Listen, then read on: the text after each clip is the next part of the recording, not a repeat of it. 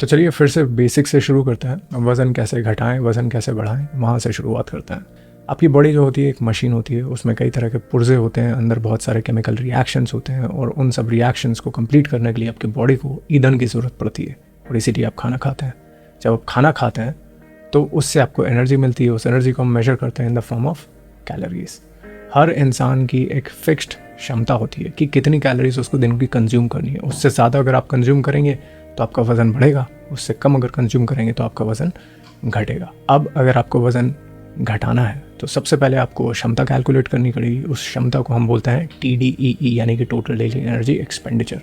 Google पे जाइए, fitter app download करिए, वहाँ पे अपना total daily energy expenditure calculate करिए। 70 किलो के इंसान है, अगर 30-35 की उम्र की है तो रफली आएगी 2000-2500 कैलोरी के आसपास। उससे थोड़ी सी कैलोरीज कम करके आपको खाना है।